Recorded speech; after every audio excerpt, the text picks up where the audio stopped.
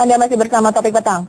Pemirsa, musibah datang tanpa diduga. Saat terjadi, banyak masyarakat yang tak tahu bagaimana melakukan pertolongan pertama pada kecelakaan atau P3K. Padahal pengetahuan P3K sangat krusial dalam menghadapi situasi apapun termasuk bencana.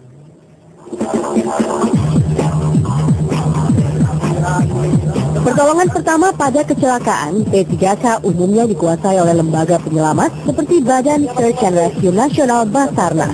Setiap anggotanya wajib memahami P3K dan jenis pertolongan lainnya. Salah satu latihan yang dilakukan adalah pernafasan buatan CPR atau Cardiopulmonary Resuscitation. CPR bisa dilakukan siapa saja. Dalam P3K atau MFR ini, itu ada 3 yang kita laksanakan adalah kita kenal dengan teknik ABC Pak ya, airway, breathing, dan circulation. Artinya bagaimana kita memeriksa airway jalan udara, terus breathing pernapasan, dan C-nya itu circulation atau denyut nadi atau darah Pak ya. Jadi itulah yang kita gunakan dalam melaksanakan P3K itu yang diperiksa Pak, gitu Pak. Jadi teknik-teknik P3K yang perlu dilakukan adalah bagaimana kita membuka jalan pernafasan terhadap korban. CPR juga disebut resusitasi jantung, yang merupakan kombinasi pertolongan pernafasan mulut ke mulut dengan penekanan bagian dada. Tujuannya untuk melancarkan darah ke otak sehingga pasokan oksigen ke organ lain tidak terganggu. CPR biasanya dilakukan terhadap korban tidak sadar dan tidak ada denyut nadi, salah satunya akibat tenggelam. Langkah pertama CPR, penolong berusaha menyadarkan korban. Jika tidak ada respon, mulut korban dibuka agar ada jalur udara masuk. Lalu penolong memberikan bantuan pernafasan mulut ke mulut sambil menjepit hidung. Dengan demikian udara masuk ke dada korban. Setelah itu penolong menekan dada untuk memulihkan sirkulasi darah.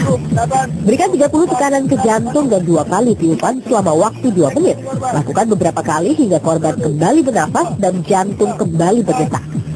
Ada pula P3K teknik penyelamatan pada korban patah tulang atau luka fisik. Korban patah tulang tidak boleh digerakkan karena dapat menggeser posisi tulang. Yang dapat dilakukan masyarakat awam adalah melihat apakah ada pendarahan. Jika iya, luka itu harus segera ditutup agar pendarahan berhenti. Pertolongan yang satu ini tidak semua bisa melakukannya karena dibutuhkan latihan intensif untuk menguasai P3K patah tulang. Selain teknik standar P3K, para peserta pelatihan juga dibekali dengan kemampuan menolong korban pada kondisi ekstrim seperti bencana alam. Salah satunya mengevakuasi korban dari ketinggian dengan menggunakan tali. Lebih bagus masyarakat umum pun mengetahui bagaimana melaksanakan P3K atau MFR ini. Sehingga apabila di lingkungannya terjadi suatu kecelakaan yang menimbulkan korban, itu bisa ditangani lebih cepat dengan orang yang lebih sudah mempunyai bekal pengetahuan tentang P3K atau MFR ini. Kesannya pertama adalah takut, karena ini menyangkut nyawa kita sendiri sebagai penolong dan nyawa orang yang kita tolong. Kalau sudah itu apa sih paling susah belajar ini P3K? Ya, ini ketinggian ini adalah paling susah. Ada satu, kita harus takut ketinggian juga kan. Kita juga harus manajemen terhadap kelompok kita dan kita juga harus bisa mengatur diri kita sendiri. Rencananya tahun 2012 akan diadakan program Child Goes to School untuk memberikan edukasi tentang P3K kepada siswa tingkat SD sampai SMA di seluruh Indonesia. Dan program ini diharapkan generasi muda Indonesia akan lebih sigap menghadapi segala situasi termasuk bencana.